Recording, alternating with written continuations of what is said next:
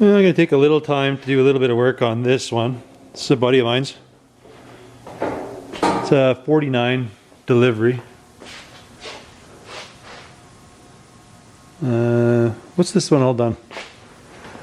I think I had an old Caprice. I built this thing, a buddy and I, years ago. This one's just got an S10 clip. I think it's a rear end from a Caprice. It had a newer motor, just a 305. We just converted it to a carb.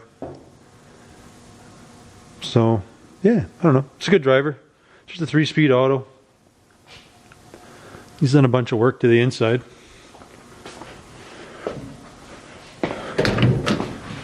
So he's having problems with his signals and whatnot. So I got that going. I think I got that sorted out to a bad flasher and a fuse. And cleaned up the wiring there a little bit. But, yeah. It's a pretty swanky setup. Remember how this thing all works.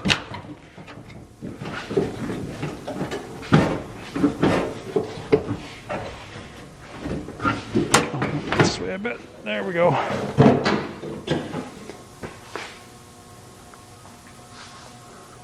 So it's pretty swank. It's got the old nice button tough inside. Can't say I'm a huge fan of these things, but people sure seem to like them.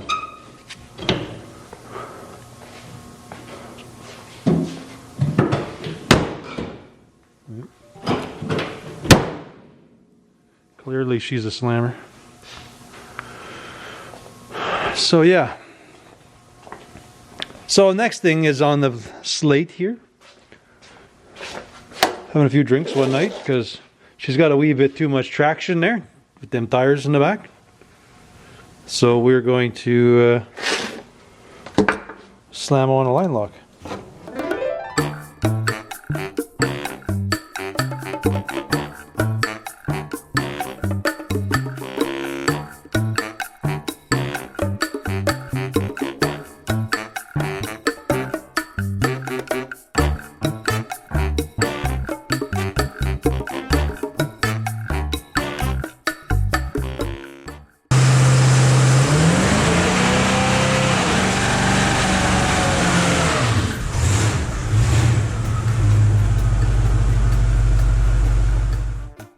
So in order to get the heater in here, I'll have to pull that one out, put a fitting in there.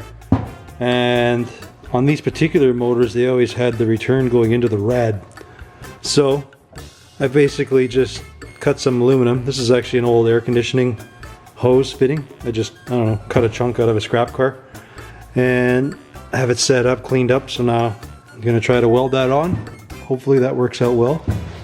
And then he can stab in any kind of heater he wants in this thing.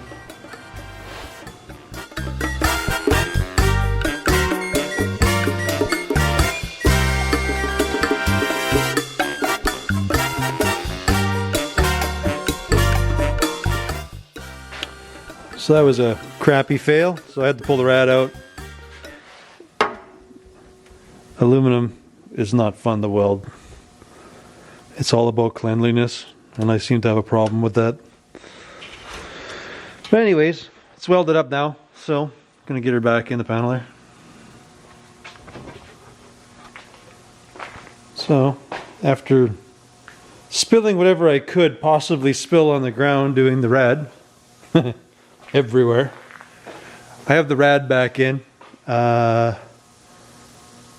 didn't realize it actually had a heater in it, so I tested the fan motor. It works, and I'm totally going to live on the edge here, and I'm going to it's got the factory heater in there,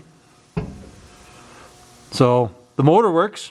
So I'm going to completely live on the edge and just hook it up, and it's going to just work.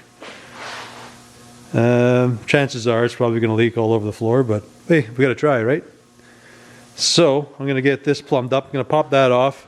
Got my new elbow on there, so I'm going to run everything back and forth, and yeah, cross our fingers this actually works. So that seems to be a bit of a success. This is good. The heater core is not leaking, so that's a win. Now, yeah, it's just getting warm, so my excess spillage everywhere there is kind of in the burning itself off. I found an old heater out of something. I'm going to hope this control works. Just got to test it and patch into the truck so I can get the heater to work in here. So, it's still dry. That's a win. So, yeah, let's test this out, see if it works. So, I've kind of jerry-rigged. I just got the battery straight up to the switch. This is one of these, I don't know. It's a multi-voltage thing, but it seems to be working. Got high. And it's variable speed, so. Being that this is probably only 6 volt, we don't want to run it at full speed. You can see it's got a coil in there, so overall it seems to be working.